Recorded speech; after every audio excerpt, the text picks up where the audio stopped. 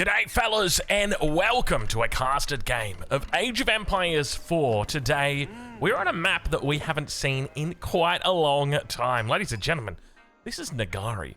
It can spawn a couple of different ways, but today it looks like we've got a pretty defensive spawn. Take a look at this, a huge mountain. Well, I guess you could probably call it a mountain.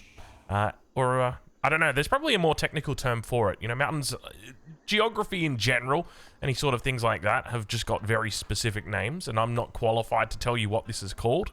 But we're going to go with mountain for today. Ladies and gentlemen, welcome. Let's introduce our players for you today. Spawning in the east of the map in the color blue, playing as the Mongols, we've got Crossbow Abuser, aka Puppy Paw. And in the west of the map, in the color yellow, playing as the Juicy Legacy, we've got Scatterbrained. Ladies and gentlemen, welcome to Nagari. A pleasure to have your company. If you're enjoying this Age of Empires 4 content, go ahead, hit that little like button. Make sure you subscribe. I'm trying to sync it up, and ding that little bell for notifications. There you go. We got the timing down perfectly on that one. I tell you what, it comes up automatically after like 60 seconds from starting the video, and I reckon about 90% of the videos it just goes and I never say anything. But hey, maybe it works. Maybe that makes you subscribe, because 46% of our viewers aren't subscribed. No, not really. You probably are all subscribed at this point. Anyway, welcome. It's a pleasure to have your company. It's been so long that we've actually seen this map. I remember it back in the OG days. You used to get really wild spawns where often you'd have like the water that was quite close to the main TC, and you'd have like these choke points, normally towards the top and the bottom, that would just be very, very small. I think I remember a game that Viper played where, if I remember correctly, he was playing the Abbasid dynasty. How crazy is that? I can remember that long ago. It's about 3 years ago. He was playing the Abbasid dynasty and he was defending, I think, against a Delhi Sultanate player. Maybe he was the Delhi Sultanate player. Maybe it wasn't even the Viper. Maybe it wasn't even Nagari. No, it was definitely Nagari. It was definitely Nagari. But Age Up about to come through for Scatterbrained.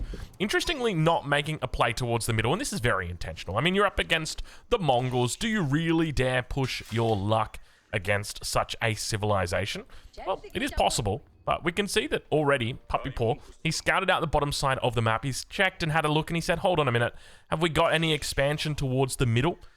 No? Okay, well maybe it's towards the top instead. We'll send the spears towards the top. Now, remember that even in the event that there is no expansion at the top side, he'll still be very happy that he's open like this, because it gives him strength. It allows him to project that strength across the map towards the Juicy Legacy player. So, the question for me is going to be about whether Scatterbrained actually looks to take the middle. The reason why you ideally want to try and take the middle is because it allows you to access fishing boats. Fishing boats are essentially villages, and you can build them out of a dock that costs a lot less than a town center. So it allows you to have a much lower barrier to entry. And speaking of barrier to entry, it looks like that dock will be coming down now. Interesting decision making here on this timing of the dock, and you can see that despite Puppy Paw with the scout on the south side sending the spears to the north side, Scatterbrain recognizes this and says, well, you know what we're going to do? We're just going to put a dock on the bottom side. You're going to have to walk the whole way around again. But of course, Puppy Paw knows the truth is that he can just send a second set of spears down towards that bottom side also. But now the hand-in going to happen, and he's immediately going to be setting up a junk in the feudal age. So pretty smart move here from Scatterbrain, recognizing that Puppy Paw is not going to simply allow him to have this dock, and naturally he goes for the dock, but he just delays it. Interestingly, had Puppy Paw split the starting spears, one to the top and one to the bottom, this would be a different scenario. But we do see the spears do get caught quite close to that junk as it comes out. He manages to take out the villager, so definitely going to be happy with that trade. But now going to be moving across to the other side of the map, and you can see that the dock positioning here could be quite favorable for Puppy Paw. But the truth is, we're going to see from Scatterbrain's right here, Scatterbrained, that it's a decent little spot to control. Now, I think the big question here is, how does Puppy Paw go about meeting the water equivalents? Because the reality is that Scatterbrained is going to get ahead very, very quickly on the water if he's allowed to do that. So, by the looks of it, the answer for Puppy Paw is going to be trade. Now, we do see the silver tree is coming out for him. This is quite a delayed, I'd say delayed age up, but it's a Mongol age up, which is to be expected at this time. It's quite, if anything, it's actually quite quick, but take a look at this. We do already start to see the villager coming out. He's looking to put a dock down, but I'm kind of curious at how he's planning to get this dock down, just considering we've already got double junk coming out here for Scatterbrain. So does he look to put an outpost and then kind of proxy and get closer? Or does he look to play around it in a different way? That's what we're going to find out here, but now the age up comes in. The silver tree immediately moved towards the back of the base. We'll take a look and see exactly what the plan is for him. I think at this stage, just going to be moving it up towards that top side. Spears out on the map patrolling. Looks like the meditation gardens. Let's check in with the meditation gardens and see how it is. It's actually, is that a double stone meditation gardens? It is. It's a double stone gold meditation gardens. This is a really nice meditation gardens to have. Just gives you that stone, so you've always got the ability to get in your fortifications on your outpost. But we do now see that silver tree has been put down. He's put it on the Uvu as well, which means he can use that double production. Stable also going to be coming in for him. And so far, honestly, I'm loving the way that Scatterbrain has played this. This just makes total sense to me. The next step that I would love to see him do is move towards getting a second dock in. And that's what he's going to do. He's going to go for the top side instead here. He's got full control of the water. And normally this is pretty much good game at this point. Once you've got full control of the water, it is essentially GG. But there's a caveat to that. And that caveat is that you've had it from the very beginning of the game. And you might not think it would make a big difference, right? Like, what's the difference between having full control at, say, 6 minutes, which is what he's sitting at the moment, versus full control at, say, 2 minutes? Or it's not necessarily the control, it's more the eco aspect of it, right? Like, if you were to extrapolate the difference, like how far can you boom in 4 minutes? Well, on water, it's actually very, very far. You could talk about, say, a 7 or an 8 fishing boat difference. Whereas that's not the case here, and it would have definitely turned out quite differently if it were early aggression or early greed on the water. Let's put it that way. But so far, things are still looking pretty good here for Scatterbrain. The boom continues. The question's going to be about whether he issues a response here to these spearmen that are out, and it looks like it is going to be the case. He's going to just be going into his own spears to deal with this. This is a really safe bet, and we actually see the scout going to be moving around the north of the map. I think he knows that Keshiks are naturally going to be coming out, so moving into something like the Zhukunu doesn't really make sense. Obviously, the spearman doesn't make sense, or rather the horseman doesn't make sense, because it's countered by the spears. So just going into your own spears, that makes sense to me. I like that. Interesting decision to have so many vills on gold here. I wonder what the plan is with that. We can already see the double broad axe is coming through. Let's ride on board with Puppy Paw though and see how he's doing over on this east side of the map as we do start to see the traders coming out. He's actually got double sets of traders coming through here. We've also got the Keshik clearing out this trading angle, and interestingly yet to move that silver tree all the way to the back, obviously still utilizing that double production. You want to use the double production at the beginning, so when you make your first like 4 to 6, even up to 10, honestly, up to 10 traders you can make, and then you want to move it, and that's exactly what he's doing now. So very well recognized there by Puppy Paw. He's going to be maximizing his efficiency with that, maximizes production in the early game, and then maximizes it towards the mid game, that return on investment. So far looking good though. I think I mean, both of these players will be happy with their positions. I think the big question is going to be about who can transition into aggression sooner than the other player, because we start to see those spears coming out now towards the north. Towards the south, Scatterbrain is not going to be fussed at all about this meditation gardens. If anything, this is more of a bait. It allows him to just not neglect, but it allows him to prevent pressure on the south side, because all of that pressure is just going to be coming through on this meditation gardens. He will save it before it actually gets taken out. That will be a guarantee, but he will allow these spears to be down here. And this is a common bait that the Chinese do, because they've got so many landmarks where you can just kind of attack the landmarks, especially the Juicy Legacy. Third dock now going to be coming in for Scatterbrain as well. He is really looking to secure up this position. We can see the dock completely denied, but remember that Puppy Paw has got a special trick up his sleeve here. And of course, we know what that trick is. That is the trade. So now the question is going to be about whether Scatterbrain is able to find that the trade is happening, and whether he's able to stop that the trade is happening, because he did lose his scout earlier over in this position. So there's a good chance he did actually see that trade, and I'm sure he'll be able to work out in his heart of hearts as to what's actually happening with the economy of Puppy Paw, and that Puppy Paw is not just sitting here and allowing Scatterbrain to take this water. I mean, to be fair, not that he really has a choice. at this stage, it really feels like Scatterbrain just outplayed him on the waterfront. He managed to make just a beautiful opening on the water and has just really found this nice little window. But now Puppy Paw going to be taking a fight here. We can see the spears getting shuffled around together with the Keshiks. Keshiks managed to make it off on relatively low health, but they do get cleaned up in the end, the spears. Khan also going to get cleaned up. And now those Keshiks trying to heal up towards the top side. It's not a lot of healing that's getting done. It's about 3 or 4 at this point in the game, but they're also going to be going down, and Scatterbrain in a very commanding position here. Despite that villager count being quite even, I definitely feel like the favor currently sits in Scatterbrain's corner. And let's just say that much. And I suspect we'll have Castle Age coming through shortly. He will look to transition probably through to a spear crossbow combo. Maybe Zhukunu mixed in as well. I think at the moment, just considering how weak Siege is, it just allows these infantry compositions to really excel. Of course, you can also move into cavalry combo if you've got a nice unit to supplement your cavalry with. We've seen that work very well with the Rus. So they utilize their cav archers together with their knights. We've seen that work quite well. Gosh, get it out, Drongo. Quite well with the Japanese as well, who use their Onimusha. So as long as you've got some sort of secondary ranged unit that's also a cav unit to back you up, it works out fine. But obviously, the Jussi Legacy don't have access to that, but perhaps the Mongols do with the Mangadai. Of course, going to be an option for you. But now those spears moving through, and really a smart move by Scatterbrain to move into this. Another food-heavy unit, and keep in mind you've got plenty of food out here. Interestingly, not going for the closer deep water fish first. I think this is almost a mandatory thing to do, but we can now see the dock has actually got those emplacements through. He's got, sitting outside the dock, I'll have a look at this, he brings in the fishing boats just to actually repair up this junk on the front line. Demo ship's going to come out. He will make a connection with the war junk. Now, keep in mind, he can actually change the aggro of the dock to focus down the war junk, not paying attention. The fishing boats aren't going to be able to repair it in time. The war junk will go down. He's got another explosive junk to be coming out. Meanwhile, towards that south side, Spears getting chased away, or rather west side. Spears getting chased away. He wants to try and keep these meditation gardens alive. The Modlu Academy is coming up. You'll need to upgrade the Spears into veterancy. Make sure it's supervised. We can see he's got the Imperial official out. He'll need to click that button and try and take this fight sooner rather than later.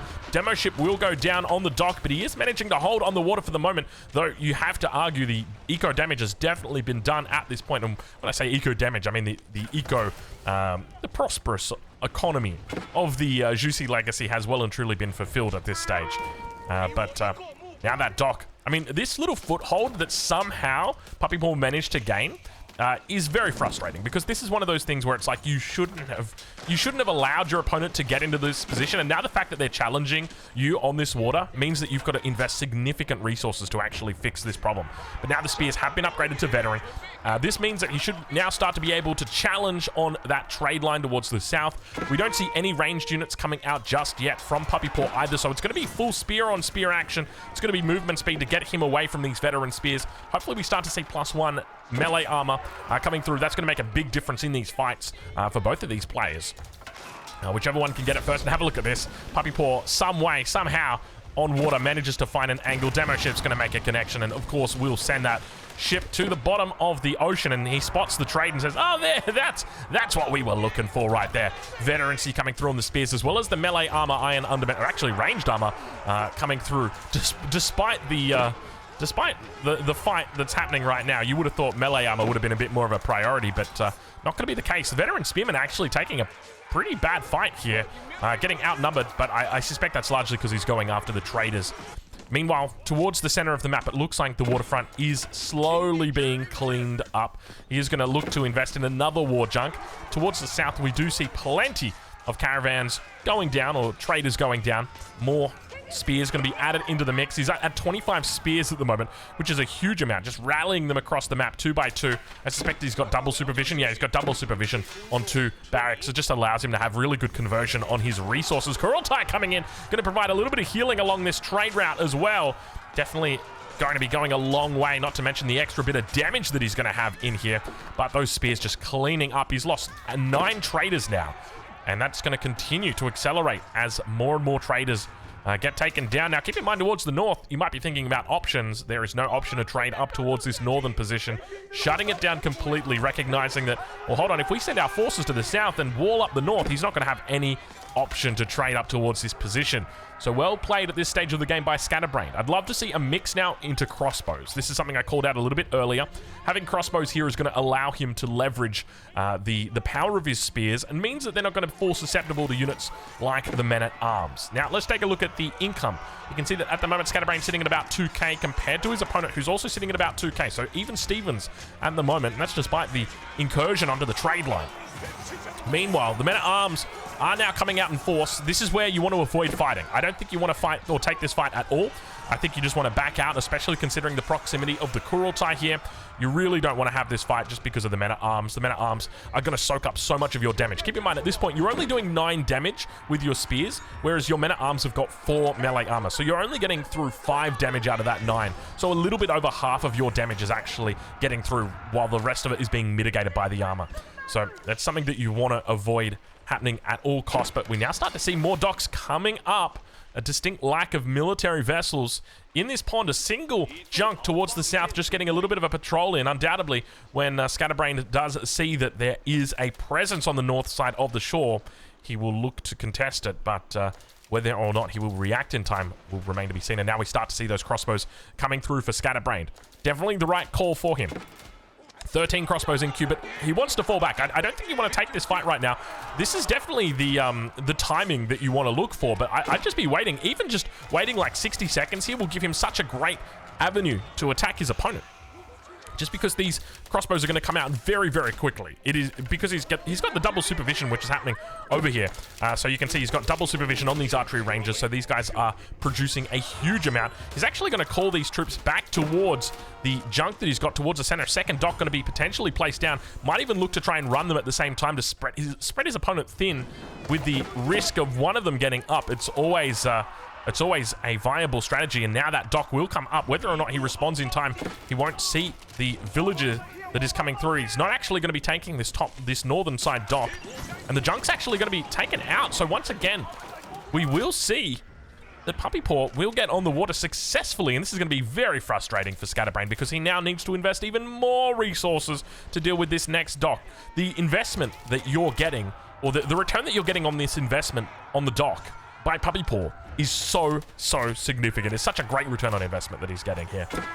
It is, if I had to estimate, I'd say like maybe 300 to 400%. It's very, very nice. All right, well, Scatterbrained now going to be forcing his way through this top side, repelled by his opponent. Look at the mix of units that we're starting to see here. Horsemen also going to get added into the mix. Realizes that, hey, there's a fair chunk of crossbows here and a distinct lack of spears that have started coming out. Maybe crossbows aren't just a good idea by themselves. Maybe we do need to see a bit more spears, and you can see that Scatterbrained has realized that and added in 5 more spears into the queue. Says, hold on a minute, we're missing out quite a few units here, but of course Puppy Paw's numbers are looking decent. He's done a really good job at allowing his opponent to just take water and then just left him the water. But now he's going to look to try and contest it. Once again, we do see Scatterbrained is going to have to respond. There's the war junk coming out for him now. But it is one of those things where he's just left it a little bit too long. Still that second dock towards the top side. I think Puppy Paw might have forgotten about it as well. A Springald going to be coming out. Remember, they do have a bonus damage against ships. So this will really allow Puppy Paw to be very annoying in this area. And I wouldn't be surprised if we see Scatterbrained actually contest this with some units, just because of how pivotal this positioning is. But now Puppy Paw going to be losing out on the trade. How much trade does he actually have? He's got 15 traders at the moment, apparently, which is a decent amount of traders. But still, that economy from Scatterbrained is going to be empowering up a lot of these troops. Remember that you've got a huge amount of these troops that are just food heavy, right? Like spears, 60 food, the crossbows, 80 food. They're very big items, big ticket items when it comes to food expenditure. But have a look at the amount of crossbows we've got here. Definitely, it looks like the crossbow abuser is going to be having crossbows abused against him. Decent little position that he's got. More units rallying in from the top side. No units in queue here. What's he going for? Is he going for an Imperial Age? As you're aging up, taking a fight doesn't seem like the right idea, and it looks like Scatterbrained has realized, hold on a minute, maybe I need to add more troops to the mix, but he's done a great job in defending that. And we're starting to see a theme here. Our crossbows looking a little bit too good. I'm seeing crossbows on one side, on the other side, but I tell you what, I'm going to favor Mongol crossbows every day of the week, at least until the Juicy Legacy get to the Imperial Age and we start seeing that 10,000 bolts being thrown around. That's when things start to get really different for the Juicy Legacy crossbows. But now, The numbers have begun to dwindle. Keep in mind, he's also got the healing here, which really starts to play an important role in these low health battles because you're getting decent regen on these units. And he's going to fall back, look to regroup. More spears going to be rallied in. Plenty more units from that eastern side of the map. Meanwhile, on the west, we also have more units rallying in. But towards the middle of the map, you can see the Scatterbrain's almost just giving up on the center. We don't see anything contesting out here. And this is just one of those things where it's like, you know, he really could have had this uncontested for the last 15 minutes. And he just hasn't. And it's one of those things where had you invested in just one more warship, you would have prevented the creation of like 10 of your own warships, right? Like if he had just made a single junk and just kept it on this north side patrolling, a single junk down here just patrolling, or a war junk, it would have made all the difference. It would have meant that his opponent never got on the water, but now he's gotten on the water twice. I mean, once you're in the Castle Age, it's a little bit different because the Springald comes out, and the Springald with its range of 8, its extra damage against ships, means that it's difficult to actually fight into that when you've only got warships. But it does buy you time. That's the big difference. So I think a little bit of a mistake on, well, not even a little bit, a lot of a mistake on the part of Scatterbrain there because, you know, in the end, he doesn't make one warship, but he has to make an extra 7, an extra 8 to deal with that dock. And now there's the potential that he just loses water completely because Puppy Paw has really built quite a stronghold for himself here, or a foothold for himself here. Scatterbrain still with a score lead at this stage of the game. When it comes to resource count, we can see that his opponent is sitting at about 2,500, 2,600, somewhere in that region. Meanwhile, Scatterbrain on the other side, a little bit more higher than that, probably about 3k at the moment. But remember that that food number is going to be coming down drastically. Now, that's where the good news continues for Scatterbrain, because he's playing the Juicy Legacy. He can always look to go into Song Dynasty, and he can look to farm transition. He's got plenty of natural resources that are still here that he can take advantage of, because obviously he's been taking advantage of the water. But there's plenty of natural resources that he can look to take advantage of before he transitions into farms. But adding in the second TC is a smart move here, and it guarantees that he's going to have longevity throughout this game. But have a look at this. The first Mangonel is going to come out. He's just going to run straight up to the Mangonel and say, hey, man, I really don't care that you're a Mangonel. There's a second Mangonel in the mix as well. But have a look at this. He's managed to get the crossbows out of position. Mango survives on 2 health somehow, some way. He's actually used the Mangonel as bait. That's a great bait, mate. He is a master when it comes to baiting like this. I tell you what, that was impressive. We now start to see our Bolt magazine upgrade, the Zhukunu unique technology. I think this one's, is this the one? No, this isn't the one that's available at the the blacksmith. That's the Cav upgrade. I tell you what, that was a little bit confusing to me initially when I saw it. I must have read it in the patch notes and I just forgotten about it. I think that was probably the case. But still, for the moment, looks like Puppy Paw's quite happy with this southern trade route. Once again, we'll check in with him. He's got 21 active traders on that trade route. However, that number may look to drop as the Kurultai is under pressure over towards this west side. Speaking of pressure, though, the War Junk is continuing to put on pressure in this pond, and it looks like Puppy Paw may have secured it. Vil count pretty even Stevens at the moment. 90 versus 90. You can't get more even than that. But closes it up for the moment and forces his opponent away, Puppy Paw does. Let's check in and see how he's doing, though. A lot of Vils looking to migrate here.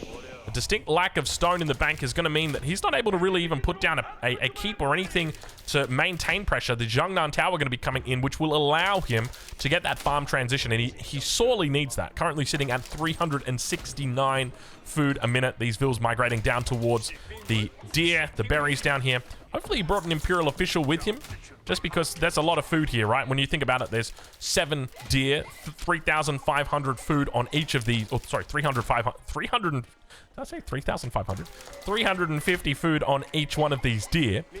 So if we calculate that out, you're talking about 2,100. What is it? 2,450 on each on these hunts, and then you multiply that by a further 20%. You're looking at a total of almost 3,000 food.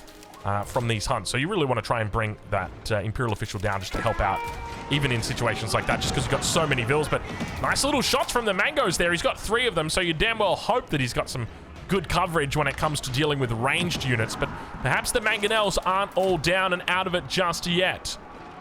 Meanwhile, towards the middle of the map, there is a presence that is unfamiliar with many a fishing boat around these areas, and that is of Puppy Paw. Continuing to look to try and find angles. The Zhukunu going to try and get some shots off. They managed to commit, take out one of those Mangonels. 2 more do remain. He's going to kite away. Keep in mind, he's got that upgrade now coming through, the unique Juicy Legacy upgrade for those Zhukunu. But Scatterbrain is going to run away. He's got plenty of troops on the top side looking to come through. Mangonel shot comes in, damages 2 units. That's my Mangonel right there, baby. That is my Mangonel. He could send these spears down to the south. He could easily pick this coverage up. But is he going to attempt it? Looks like he might try. He's running an angle, that is for sure. More Zhugunu going to continue coming out. He's got 7 of them in queue. He's just spamming them out. Plenty of production back here. Actually, I take it back. He's still only running 4 production facilities all this time, and he's still only on 2 production, or 2 of each production facility. Kind of wild, man. You got to respect a guy who's only got 4 production facilities at 25 minutes. Though you can't help but feel like he may have, he may be a little bit outweighted there in that regard. Puppy Ball holding on, and somehow, some way, despite giving his opponent water, he says, don't worry, it was all part of the plan. Puppy Paw manages to continue trading. Up to 27 traders now that are active at that silver tree. Mangoes firing off the shots, and Scatterbrained, I think right now might have a little bit of a brain that is scattered all over the place. I think he's wondering, where do I go from here? I think the answer is definitely going to be farm transition, but how do you survive the farm transition when you've got an opponent? Ooh, I like this. When you've got an opponent that is going to be knocking at your doorstep if you stop the aggression at any point. If the keep gets up, he might be in trouble, but the Mangoes shooting down on the Vils. Vils jump inside. He manages to keep it alive. And the keep immediately fires towards those Mangoes. You can see it's not doing a whole lot of damage, but it is enough to force those Mangonels back. Troops underneath. He's going to shut down the trade for the moment. And I think really importantly right now that Puppy Paw needs to commit to this. I think he might need to get a couple Trebs out to deal with it. But he can't allow the traders to go within reach of this keep, because you'll see how quickly they're able to deal with it. Can't even get the trades off. Repairs the keep now, and as long as he's able to maintain a position down here, this is going to be a thorn in the side of Puppy Paw. He's up 30 Vils at this point. And there's the farm transition, though. You got to question the positioning of this. This is awfully close to the water in which your enemy controls. Do you really dare? Like, what's wrong with this spot? Just delete the market and boom, you're good. I didn't realize we were bell ringing. Now down 2,000 points. And you want to know why that point drop has been so significant? It's because the last 7 minutes of the game, Scatterbrained hasn't been gathering from the ocean. And this was guaranteed food that he no longer has access to. So he's had to really transition quite harshly over to this new paradigm as it's shifted into farming economies versus the fishing economies. And I can't help but feel like this is only going to be worse. I can't believe that he's doing this. I mean, if he puts a couple of outposts here with sprinkled emplacements, it's going to be okay. But then what happens in the Imperial Age? Your opponent just gets their own Baochuans and you're in trouble, right? Like, how do you deal with the Baochuans in the Imperial Age? You're not going to be parking bombards there the whole game waiting for the Baochuans. It's going to be very difficult for him to hold that. I mean, granted, I guess he could put a keep right here and a couple more outposts, and maybe that gives him a little bit more time, but surely there were other options. Even like up here would have been fine. And just a little bit of an extension of a wall across the front. Questionable positioning, though. Don't worry. Okay, we'll stop questioning the positioning of the granary, the beautiful granaries, and continue on with the game. So at the moment, Vil count difference is significantly in favor of Puppy Paw. He's managed to eke out a pretty decent lead here, and we can see the traders have got a bit of a new angle coming in as a second keep is placed towards the north side.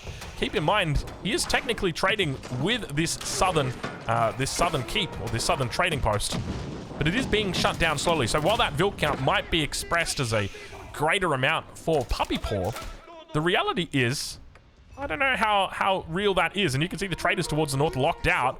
How many traders does he have exactly? 27 traders? So realistically, that's pretty close to even at the moment. We got ourselves an even game despite a 2,000 score lead, and that's largely because of these Mangoes. So how do you deal with these Mangoes? I mean, you can go your own nest of bees. I wouldn't really want to bet my life savings or put my life savings, my house, on the nest of bees, though. Not in a situation like this. And this is the thing, right? Where normally you'd be like, okay, Springald, go. It is your time to shine. But there's just no answer. There's no answer to this.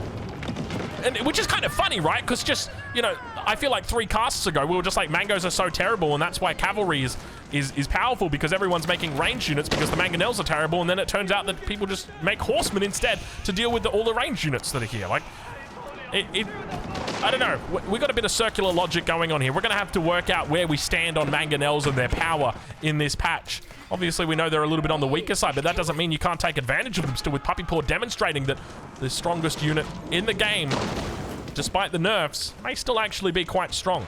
And I think that's one of the things that we often do. We look at a unit and we're like, that just got a nerf. You know, minus 1 health or minus 1 attack. We're like, I can't make that unit. It got nerfed, man. Well, doesn't mean it's still not good. Outposts starting to come up on the south side. Meanwhile, towards the north, more outposts coming up on top of these double golds. Despite only 600 left in one of them, the keep obviously coming up online. He's doing a good job of securing them up and trying to snipe away from his opponents. Scatterbrain's 93 vil, Scatterbrain with the 93 vils. Puppy Paw still with 116. Kaganet Palace going to be coming up. Keep on the south side has been taken out. I suspect a trebuchet or 4 were going to be the cause of that. Now, with the Trebs making their way towards the north side, how does Scatterbrain even deal with this? And we can see that with the Imperial Age coming online, this gives Puppy Paw a really good opening. He just clicks on his elite upgrades, goes to elite meta-arms here, maybe even thinks about going into elite army tactics.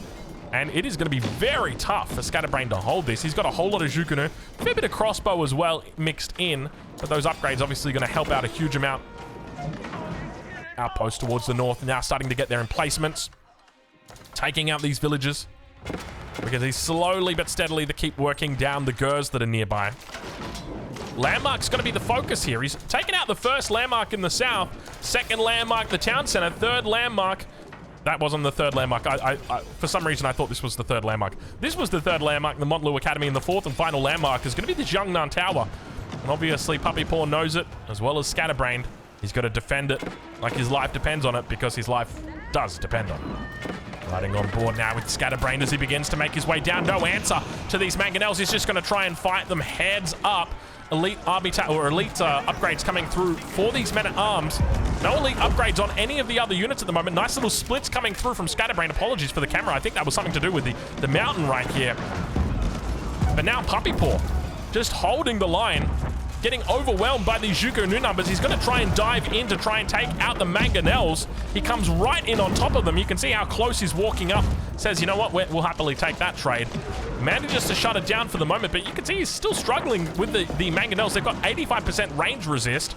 He wants to get right up on top of them, and that's what he does. Shuts this down. Meanwhile, the trade continues towards the south, and keep in mind, he is in the Imperial Age. That's going to mean that you've got all those extra upgrades coming through. Things like stone commerce with an extra 10% rain, or extra 10% stone. We've also got adjustable crossbars, one of the most, well, not one of the most expensive upgrade in the game at 2200 is now coming through, which will upgrade your mangonels and give them the power difference goes from, like, if the mangonels power in the Castle Age is 7, with this upgrade in the Imperial Age, that power spikes from 7 to 26. That's the level of difference, because it increases the radius of the damage, and that's where the real power comes in. It's not necessarily from that extra burst of damage that's coming in from that extra projectile. It's the radius increase that really does it. But now we start to see a shift in gears as Palace Guards begin to make their way onto the field. Vils getting pulled from all of these outposts in the north. Imperial official coming out, of course, wanting to do his... Do what he does best and sacrifice himself to the cause of the enemy. We expect no less from you, Imperial official. That is your job. You are, you are famed for your tax collection abilities, especially for questionably placed buildings. But today, you were sacrificed with the intention of taking down these outposts. Don't worry, we will not forget your contribution to the Jusi legacy and their Jade Empire dynasty. All right, well, for the moment, the farms have held. Obviously, we've dealt with a lot of pressure. Battering rams now going to start coming out, and Scatterbrain is holding on for dear life. The only issue I've got is there's no challenge towards the trade line. That's the big issue that I've got here. So there's no lancers, no horsemen, no palace guard raids. Now, of course, we've got sprinkled emplacements along this trade line. So it's going to hamper any efforts, but it doesn't mean that we can't at least try. Especially now that the keep has been knocked out, we've managed to force back our opponent. I think it's a great opportunity to try and shut that down, but Bombard in the north of the map going to be taken out by the Vils. You can see them moving into point-blank range as they get their torches out, and I think that Bombard will almost certainly be going down. Temple of the Sun now going to be thrown down over on the west side of the map by Scatterbrain. He is looking to get into Imperial Age, but you can't help but feel like he is barely just getting there. 125 population against 195. Puppy Paw doing an incredible job this game, managing to shut down the water presence of his opponent, managing to take control of the water himself, and of course managing to maintain trade the entire time. not sacrificing his traders, just allowing them to pause out for a little bit while he cleans up the mess, and then just sending it home. A beautifully played game by the Canadian.